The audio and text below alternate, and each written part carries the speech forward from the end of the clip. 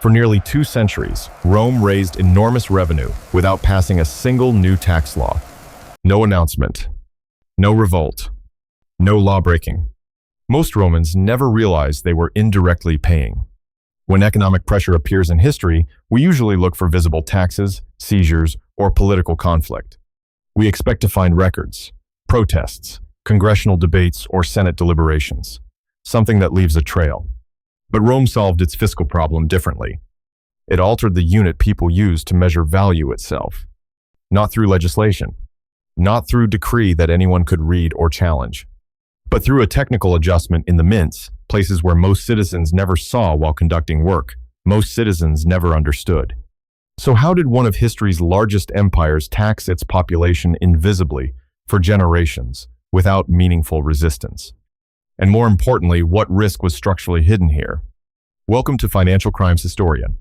Here, we explore the financial crimes that shape nations, industries, and entire eras. In the year 211 BC, during the desperate days of the Second Punic War, Rome introduced a new silver coin called the denarius. It contained approximately 4.5 grams of nearly pure silver, roughly 95% fineness, sometimes even higher. A legionary soldier, one of those men who built roads, guarded frontiers, and conquered provinces, could hold that coin in his palm and know exactly what it was worth. The silver itself enforced the value. No persuasion required. Merchants accepted it without hesitation. Tax collectors counted it with confidence. Contracts were written in denarii because everyone understood what a denarius meant. It wasn't just money, it was measurement. Fast forward to the year 300 AD. That same coin, still called a denarius, still stamped with an emperor's face, and still issued by the state, contained approximately 2% silver, sometimes less. The rest was copper and bronze, washed with a thin layer of silver to maintain appearances. Between these 2 points stretched not catastrophe, but something quieter. 5 centuries of gradual, methodical erosion. Each generation inheriting coins slightly less valuable than their parents had used. Each emperor making small adjustments that seemed reasonable at the time. No single moment of collapse. No dramatic decree announcing currency failure. Just continuous, almost imperceptible reduction. The historian Dio Cassius, writing in the early 3rd century, described rising prices throughout the empire.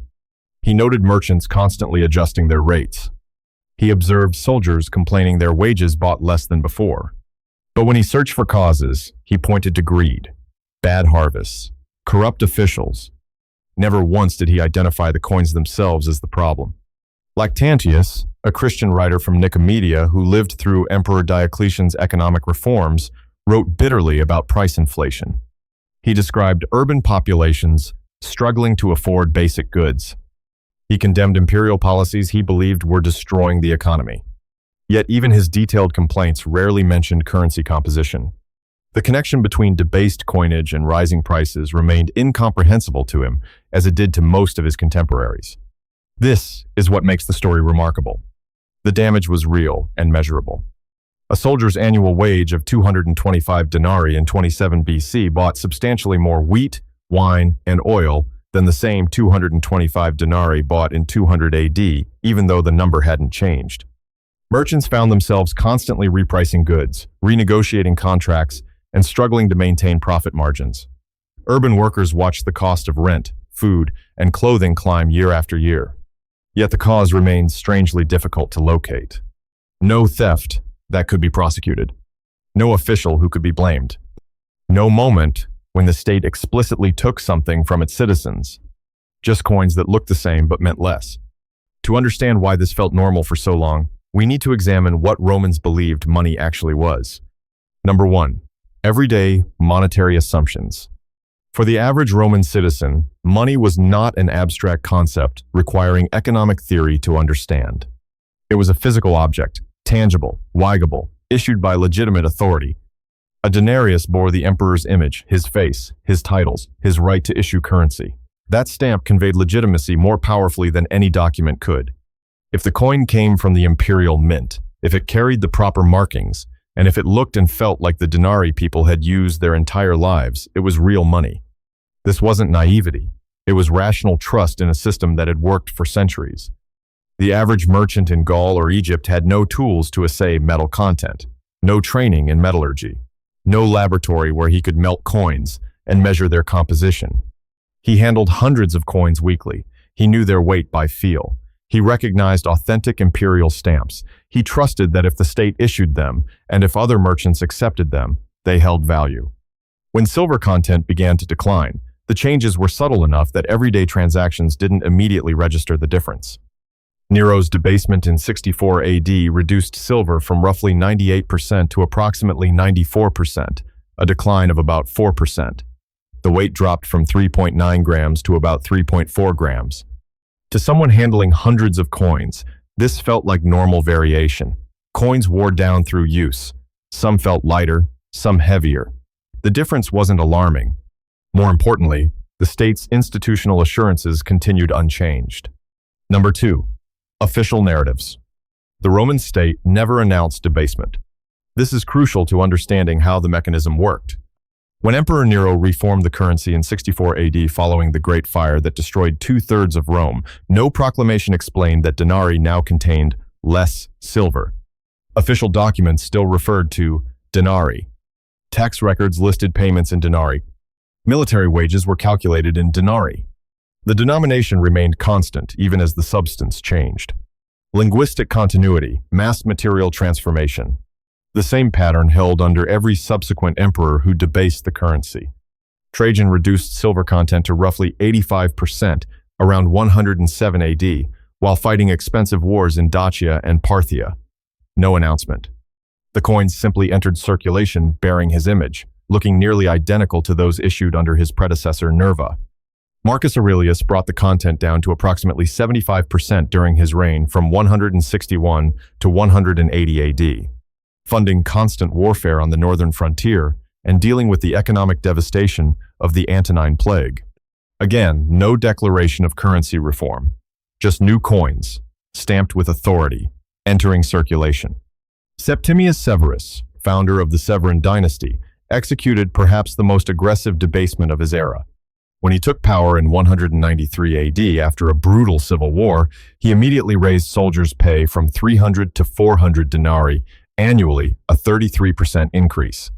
How did he fund this without draining silver reserves? He debased the denarius in stages, first from approximately 81.5% to 78.5% silver, then to 64.5%, then to 54%. The math was straightforward. If you reduce silver content by 30%, you can produce 30% more coins from the same amount of metal. The soldiers received their raise in coin count, but the real value measured in silver weight barely increased. Yet, official records describe this as a generous pay increase. Soldiers were told the emperor had raised their wages. No document mentioned that the raise was partially illusory. Severus himself reportedly told his sons, on his deathbed in 211 AD, enrich the soldiers and scorn all other men. He understood that monetary policy was military policy. Keep the army paid, keep the army loyal, and maintain power. The actual value of those payments mattered less than the perception of generosity. Number 3. Institutional assurances. The system held because institutions treated debased currency as legitimate. The state accepted the new coins for tax payment at full face value. If you owed 100 denarii in taxes, you paid with 100 coins regardless of silver content. This created a subtle trap. Citizens who hoarded older and purer coins found themselves at a disadvantage. Those old coins could be melted for their silver value, but if spent as currency, they counted the same as the new debased ones. Meanwhile, those who spent their old coins and received new ones in change gradually accumulated currency worth less in real terms.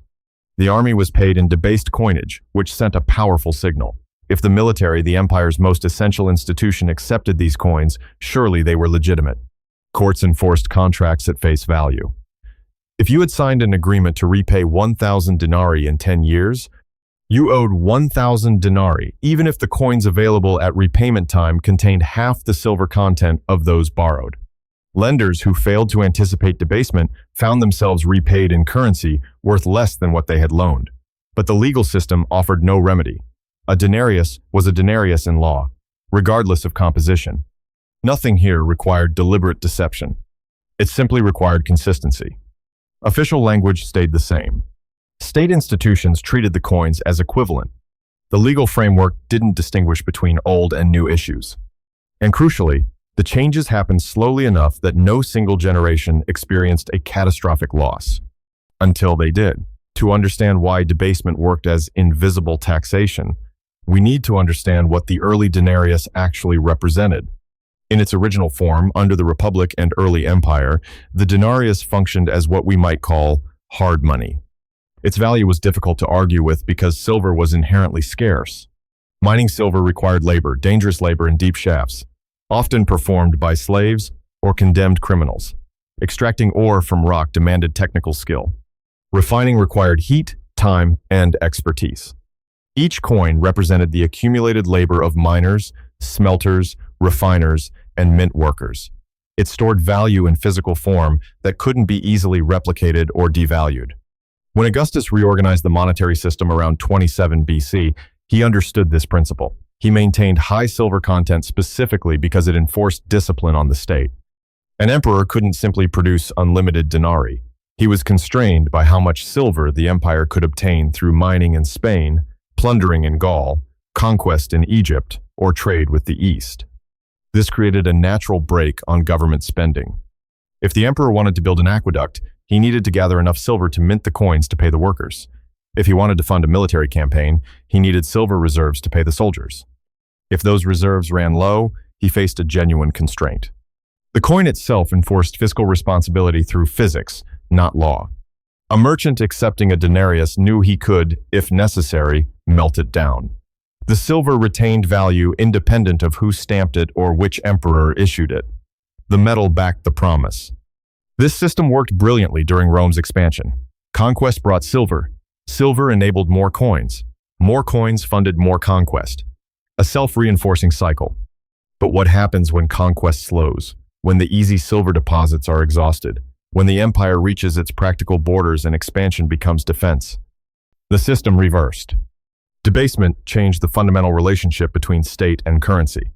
The technique was conceptually simple, though its execution required careful planning. When silver became scarce, whether from depleted mines, expensive wars, or cessation of conquests bringing new treasure, the imperial mint faced a problem. Emperors still needed to pay soldiers. Officials still collected taxes calculated in fixed denarii amounts. Government contracts still specified payments in coin. But silver reserves were insufficient to meet all obligations at historical purity standards. The solution: reduce the silver percentage in each coin while maintaining the same face value. Here's how the mathematics worked. Suppose the mint had 1,000 pounds of silver. At 95% purity, this could produce a specific number of denarii. Now reduce the purity to 85%. That same 1,000 pounds could now produce more coins, because each coin contained less pure silver. The mint could pay the same number of obligations with less silver stock, or more commonly, it could mint additional coins and increase the number of payments made. The state effectively gained purchasing power without acquiring more silver. But here's the critical insight that makes this invisible taxation. The state did not take more money from you through explicit seizure. It changed what money meant. Everyone holding denarii found them worth slightly less. Everyone accepting payment received slightly less value. Everyone with long-term contracts discovered those contracts would be settled in currency that had declined.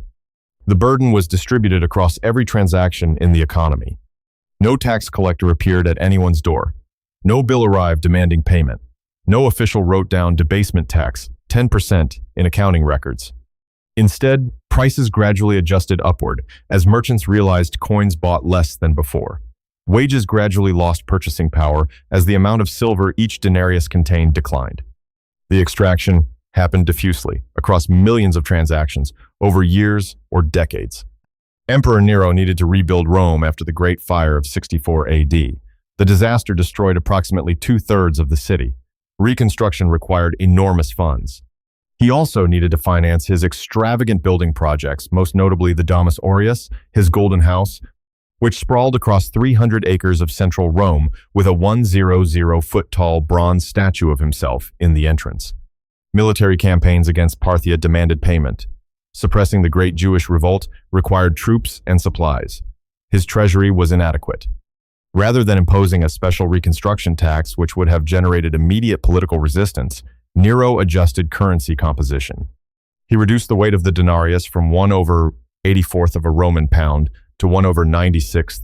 He lowered the silver content from approximately 98% to 94%. These changes generated about 20% more coins from existing silver reserves. The public experienced this as rising prices, not as taxation. They blamed merchants for greed, not the emperor for monetary manipulation. The same pattern repeated throughout Roman history. Trajan debased to fund his column, his forum, and his wars. Marcus Aurelius debased to pay for the Marcomannic Wars and to deal with plague-induced economic contraction. Septimius Severus debased dramatically to triple military pay and secure loyalty during civil war. Each time, the justification seemed reasonable. Wars needed funding. Soldiers deserved raises. Public works required investment. Each time, the mechanism operated through technical mint adjustments rather than political tax debates. Each time, the connection between policy and price inflation remained obscured. By 215 AD, when Emperor Caracalla introduced the Antoninianus officially worth 2 denarii, but containing only 1.5 times the silver, the system had evolved into something more aggressive. The Antoninianus was debasement disguised as denomination innovation. Citizens were told they were receiving a valuable new coin. In reality, they were receiving inflation monetized. Over the next 50 years, the Antoninianus replaced the denarius as Rome's primary silver coin. And its silver content collapsed even faster than the denarius had, dropping from roughly 50% silver in 215 AD to approximately 5% by 260 AD, then to under 2.5% by 270 AD. The Emperor Gallienus, ruling during the crisis of the 3rd century, minted Antoniniani that were essentially bronze tokens with a silver wash. They contained so little silver that modern analyses sometimes struggled to detect any at all. Yet they were still issued as silver coins and still used for official transactions. The transformation was complete. Currency had become purely fiat valuable because the state declared it valuable, not because of intrinsic metal content. The mechanism's invisibility depended critically on one factor: time. Specifically, the gap between when debasement occurred and when its effects became fully visible in prices. This temporal lag created a window where emperors could extract real resources while consequences remained diffuse. Consider a soldier who enlisted in 150 AD. His contract specified 300 denarii annual wage. He knew roughly what that bought: a certain amount of wheat, wine, oil, cloth. He served for 20 years, retiring in 170 AD. During that period, the denarius was gradually debased from approximately 80% to 74% silver. Each year, his nominal wage stayed at 300 denarii, but each year, those denarii bought slightly less. The decline was gradual enough that he might attribute it to normal price variation, bad harvests, or market conditions. Only looking back across 2 decades could he see the pattern, and even then, he would struggle to identify the cause without sophisticated economic analysis unavailable to him. Old contracts became wealth transfers from creditors to debtors. If you loaned someone 1,000 denarii in 150 AD when silver content was 80%, and they repaid you in 180 AD when content had dropped to 70%, you were repaid in coins worth 12.5% less in real terms. But legally, you had no recourse. The contract said 1,000 denarii. You received 1,000 denarii. The law was satisfied. Prices adjusted unevenly across goods and regions. Grain prices might rise quickly in Rome, but remain stable in Egypt, where local harvests were good. Wine might surge in one province while staying level in another. Manufactured goods, import prices, and labor costs all responded at different rates. This unevenness further obscured the pattern. A merchant in Gaul noticing his costs rising might blame transportation difficulties, bad roads, banditry, increased customs duties. The actual cause, systematic currency debasement, was hidden beneath more immediate, more visible explanations. The failure came when time caught up with metal. When the gap between expectation and reality grew too wide to ignore, when merchants began refusing coins at face value, demanding either higher prices or older coins with better silver content. This is when Gresham's law manifested. Bad money drives out good. Citizens hoarded older denarii with 85% silver while spending newer ones with 70% silver. The best coins disappeared from circulation, removed to private hoards, or melted for their metal value. Only the worst coins remained in active commerce, accelerating the public's recognition that currency had deteriorated. By the mid-3rd century, the system reached a breaking point. Soldiers demanded payment in gold or goods rather than silver coins. Merchants openly discounted debased Antoniniani. Tax collectors struggled to collect revenue as citizens resisted paying in worthless metal. The state had finally exhausted its ability to obscure the extraction. People valued the metal more than the stamp. And once that happened, the stamp stopped working. Why didn't anyone stop this? For 2 centuries, Rome systematically debased its currency, extracting wealth from its population through monetary manipulation. Yet no institution intervened. No group successfully resisted. No legal challenge emerged. Understanding why requires examining these 3 factors: legality, complexity, and diffused harm. Number 1. Legality as insulation. The emperor controlled the mint. This wasn't ambiguous. It wasn't contested. It was explicit imperial prerogative established by Augustus and maintained by every successor. Under Augustus's reforms, gold and silver coinage bore only imperial authority. Bronze and copper coins carried the mark SC Senatus Consultum, indicating nominal Senate approval. But the valuable metals belonged entirely to the emperor. No statute prevented the emperor from adjusting coin composition. No law required transparency about silver content. No institution had authority to audit mint operations or demand accountability. When Nero debased the currency, he violated no law. When Septimius Severus did it more aggressively, he broke no statute. When Gallienus reduced Antoniniani to bronze tokens washed with silver, he exercised legitimate power. Legality didn't just permit debasement, it suppressed scrutiny. If challenged, and challenges were rare, the emperor could invoke necessity. The Great Fire required rebuilding. The northern frontier faced invasion. The eastern provinces needed defense. Soldiers deserved proper compensation. Who could argue that national security and public welfare weren't worth monetary adjustments? And who possessed the authority to contradict imperial decisions? By the time debasement became systematic, the Senate had lost most practical power. It could debate, it could advise, it could not command. Provincial governors answered to the emperor. Military commanders owed loyalty to the emperor. Tax collectors worked for the emperor. No institutional check existed that could force transparency about coinage policy or prevent imperial monetary decisions. Even if someone wanted to challenge debasement legally, the legal framework offered no avenue. You couldn't sue the emperor for reducing silver content. You couldn't petition for old standard coins. You couldn't refuse to accept imperial currency without committing an offense against the state. The law made resistance illegal while making debasement legal. Number 2, complexity. Even if resistance had been legal, it would have been practically difficult. Measuring silver content required specialized knowledge that few possessed. The average merchant couldn't assay a coin during a market transaction. He had no furnace to melt it, no scale precise enough to detect small variations, no chemical reagents to test purity. The typical soldier couldn't verify his wages contained less silver than his father's wages had. He could observe that prices seemed higher, but connecting that observation to currency composition required economic sophistication unavailable to him. Ordinary citizens lacked both tools and training to detect gradual dilution. Metallurgy was a specialized craft practiced by relatively few experts. The techniques for refining silver, testing purity, and determining exact composition were closely guarded knowledge. The imperial mint operated behind closed doors. Its methods were known only to a small number of technicians, administrators, and officials sworn to secrecy. Even educated elites rarely understood the technical details of coinage production. The historian Cassius Dio, a senator and former consul who wrote extensively about economic conditions, never demonstrated clear understanding of how debasement worked mechanically. He observed price inflation. He condemned imperial spending, but he didn't connect these phenomena to systematic currency manipulation. This knowledge gap created dependency on authority. When measurement becomes too specialized for ordinary verification, trust must replace testing, and that trust made debasement possible. Most Romans understood, in general terms, that denarii were made of silver, just as most modern citizens understand, in general terms, that their currency has value.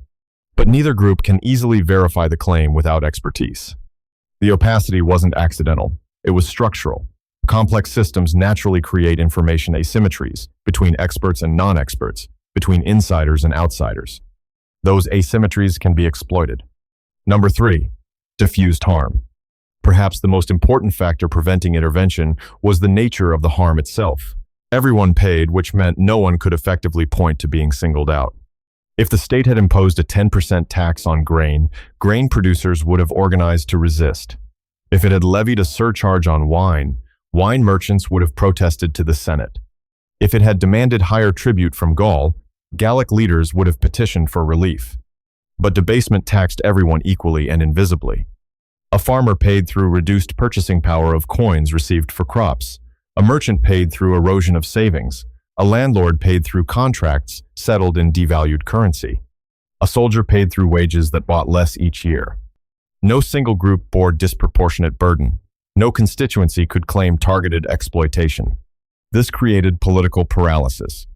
A merchant, noticing higher costs, looked around and saw all his competitors facing the same conditions. His suppliers had raised prices. His customers were also merchants dealing with inflation. His landlord wanted higher rent. Where was the injustice? Everyone experienced difficulty, but everyone's difficulty looked like everyone else's normal economic struggle. Rising costs, stagnant incomes, increasing prices, these felt like natural economic conditions, not policy outcomes. The invisibility of debasement as taxation prevented collective action. For resistance to form, 3 conditions typically must be met: clear harm, identifiable cause, and organized constituency. Debasement failed all 3 tests. The harm was real but gradual. The cause was technical and incomprehensive. The victims were everyone, which meant no specific group had incentive to organize. Even those who suspected currency manipulation faced an insurmountable coordination problem. How do you organize resistance when the harm is distributed across the entire economy? When your neighbor is also a victim but doesn't recognize it?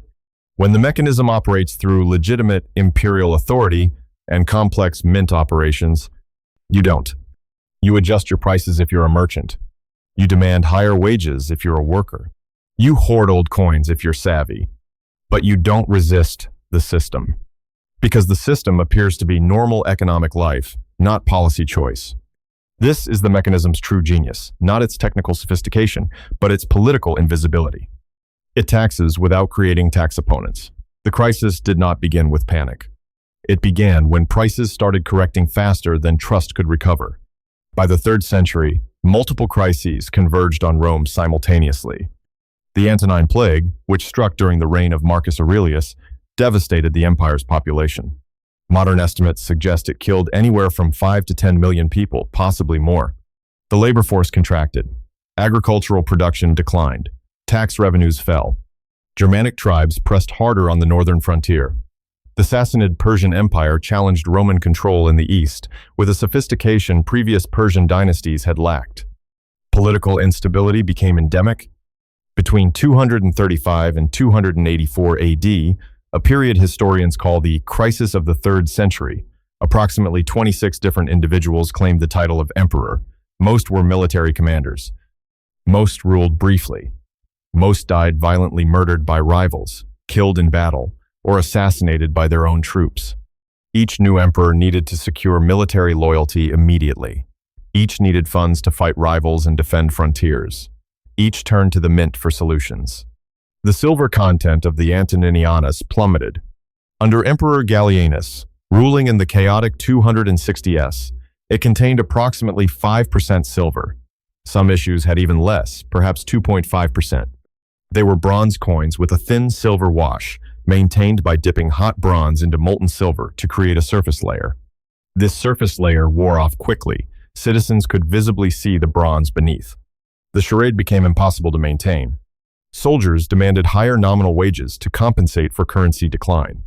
Pay, that had been 300 denarii annually under Augustus, had risen to 450 under Domitian, to 1,800 under Maximinus Thrax in the 230s, to 2,250 under later 3rd century emperors. But these increases couldn't keep pace with debasement.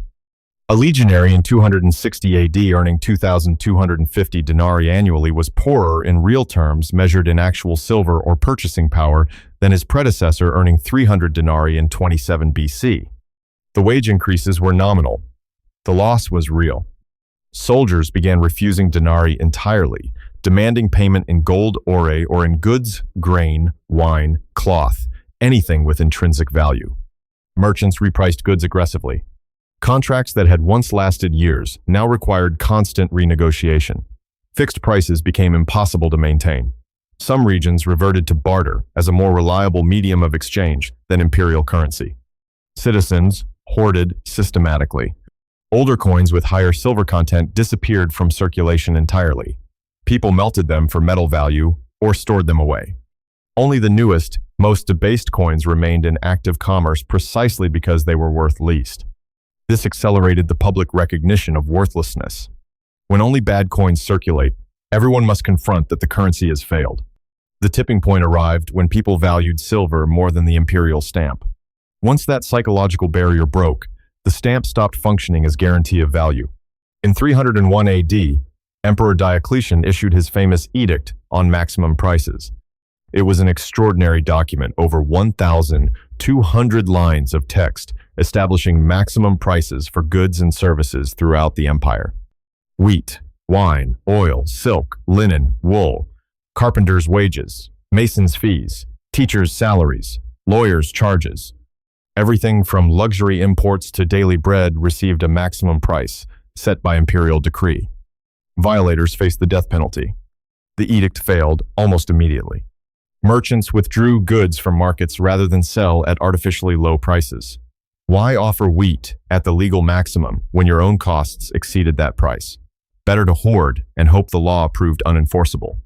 Black markets flourished. Goods changed hands in secret transactions at real market prices, while official markets stood empty. Enforcement proved impossible across the vast territory of the empire. Local governors lacked resources to monitor every transaction. Citizens developed elaborate workarounds. Lactantius, who witnessed the edict's implementation, wrote bitterly, "Much blood was shed for the smallest and most trivial things." People brought nothing to market for fear of punishment, and prices rose much higher than before. Price controls couldn't fix what currency debasement had broken. The problem wasn't excessive prices. The problem was that money had ceased to function as a reliable store of value or medium of exchange.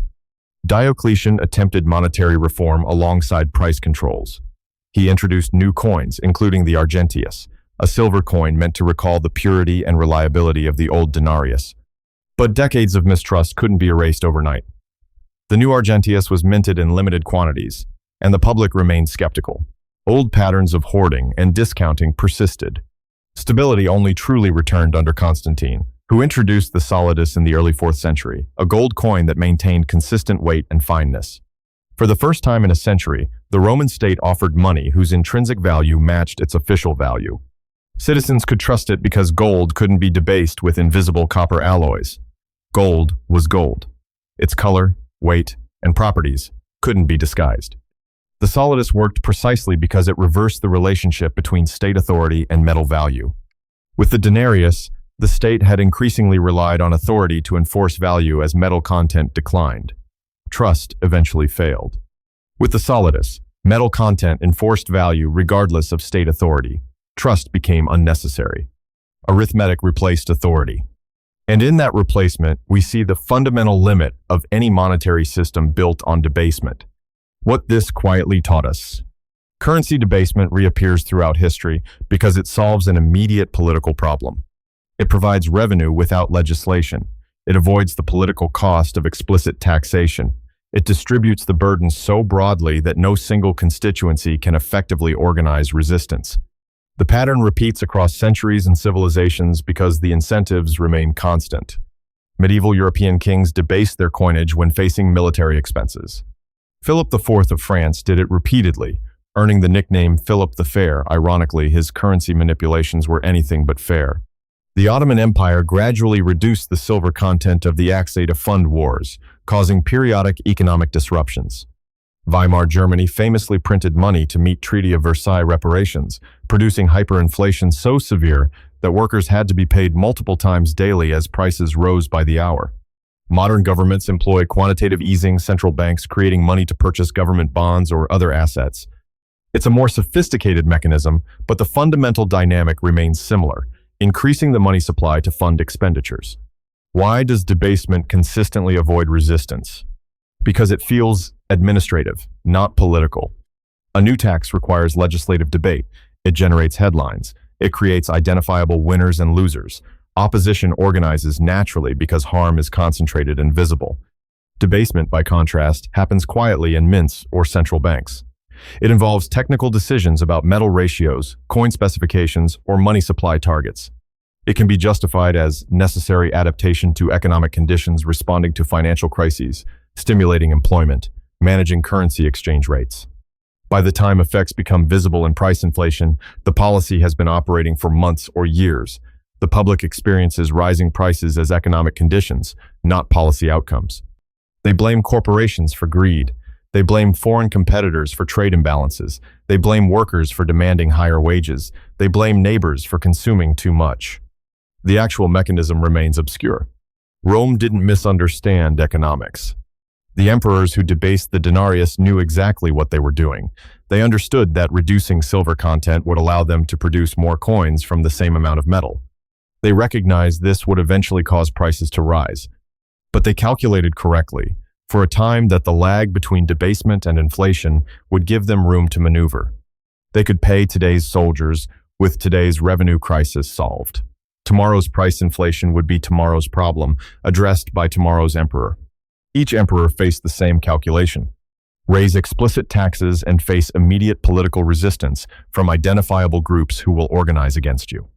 Or debase currency and extract the same resources invisibly, with consequences delayed and distributed across the entire population. The choice was obvious, until it wasn't. The risk wasn't inflation itself. The risk was that inflation would become visible and attributable before the emperor achieved his objectives. The risk was that people would connect rising prices to changing coins before the war was won. The palace was built, the frontier was secured. The risk was that the invisible tax would become visible. For nearly 2 centuries, from Nero through Septimius Severus, emperors managed that risk successfully. They raised enormous revenue without passing a single new tax. They funded wars, construction projects, military pay increases, and imperial administration. They kept the army loyal and the provinces under control. The cost was borne by everyone who held Roman money, savers watching their wealth erode, workers finding their wages bought less, merchants discovering their contracts settled in devalued currency. But because that cost was distributed across space and time, because it could be attributed to other causes, because no single moment felt like theft, the system endured. Until it couldn't. The lesson Rome taught history is deceptively simple. Invisibility itself can be a structural vulnerability. When the mechanism that sustains the state becomes too obscure for the population to see, resistance fails to form. This protects the mechanism for a while. But when the effects of that mechanism become impossible to ignore, correction comes rapidly and painfully. The denarius took 2 centuries to decline from 98% silver to 50% silver, a gradual erosion that each generation adapted to. But the final collapse from 50% to 2% happened in just 50 years, and the loss of faith in Roman silver currency, once it began in earnest during the 3rd century crisis, was irreversible. A century of trust building couldn't be restored. Invisibility protected the system, and invisibility destroyed it. So here's the question for you. How many modern financial mechanisms operate on the same principle, extracting value through technical adjustments that most people never see or understand? And perhaps more importantly, how long does invisibility remain protective before it becomes catastrophic? Drop your thoughts in the comments section. If this analysis challenged how you think about money and power, share it with someone who would value this kind of careful historical investigation. Hit that like button and consider subscribing if you appreciate evidence-based history over simplified narratives. This channel explains how financial systems fail quietly, legally, and often by design. Future episodes focus on incentives, mechanisms, and the structures people lived inside without seeing. No hype, no outrage, just careful analysis of how financial crimes actually work. We post new investigations every week,